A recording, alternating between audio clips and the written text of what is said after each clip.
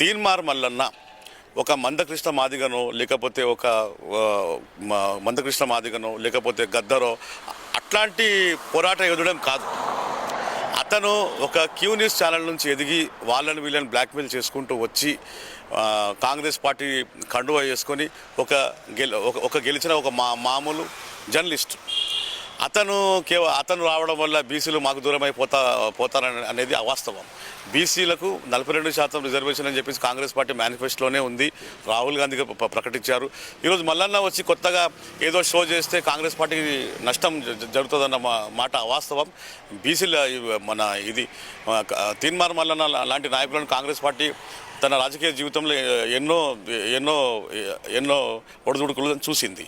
నేనేం చెప్తున్నాను, తీన్మార్ మల్లన్నకు నిజంగా బీసీల మీద ప్రేమ ఉంటే అతను ఓయూలో విద్యార్థి దశ నుంచి బీసీల మీద పోరాటం చేయాల్సింది. బీసీల మీద అంత ప్రేమ ఉంటే ఈరోజు క్యూ న్యూస్ పెట్టుకున్న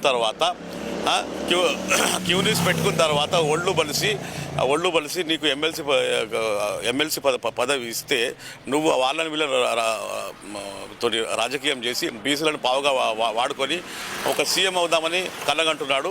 అది ఈ తెలంగాణలో అయితే జరిగే పరిస్థితి కాదు. ఇంకో విషయం ఏంటంటే తీన్మార్ మల్లన్న నేను ఒకటే అడుగుతున్నాను, నిజంగా నువ్వు బీసీలకు న్యాయం చేస్తున్నావా అన్యాయం చేస్తున్నావా? నువ్వు ఒకసారి ఆత్మవిమర్శ చేసుకోవాలి బీసీలు కూడా. ఎందుకంటే బీసీలను ఇతను పావుగా వాడుకుంటాడు తప్ప నిజంగా బీసీల మీద ఇతనికి ఎలాంటి ప్రేమ లేదు. ఇప్పుడు ఎమ్మెల్సీ ఎన్నికలు జరుగుతున్నాయి తెలంగాణ రాష్ట్రంలో. బీఆర్ఎస్ బీజేపీ పార్టీ కలిసి ఎమ్మెల్సీలో ఎన్నికల్లో పోటీ చేశారని మీరు భావిస్తున్నారా? ఇప్పుడు చూడండి, మనం మొన్న ఎంపీ ఎలక్షన్ చూసాం. ఎంపీ ఎలక్షన్లో ఏం జరిగింది? లోపాయికారు ఒప్పందంతో బీజేపీ మాత్రమే పోటీగా వచ్చింది, బీఆర్ఎస్ తప్పుకుంది. ఈ ఎమ్మెల్సీ ఎన్నికల్లో కూడా ఇదే రాజకీయం చేసింది బీఆర్ఎస్. మళ్ళీ ఏమంటుంది బీఆర్ఎస్ పార్టీ? తెలంగాణ రాష్ట్రంలో కాంగ్రెస్కి ప్రధాన ప్రతిపక్ష పార్టీ మేమే అని చెప్తారు. మరి మీరు ఏ రకంగా ప్రధాన ప్రతిపక్ష పార్టీ? మీరు ఎమ్మెల్సీ ఎన్నికల్లో పోటీ చేసి ప్రధాన ప్రతిపక్ష పార్టీ అని నిరూపించండి. అట్లా నిరూపించకుండా మీరు కోవట్టు రాజకీయాలు ఏం చేస్తున్నారంటే, మీకు గతంలో 1,00,000 ఉద్యోగాలని చెప్పేసి టీచర్లను పట్టభద్రులను మీరు మోసం చేసిన చరిత్ర మీది.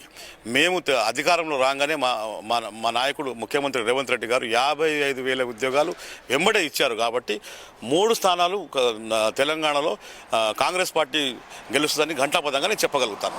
ఎందుకంటే గతంలో ఈ బీఆర్ఎస్ చరిత్ర ఏంది?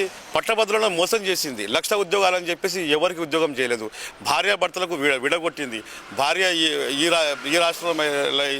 ఈ రాష్ట్రంలో అయితే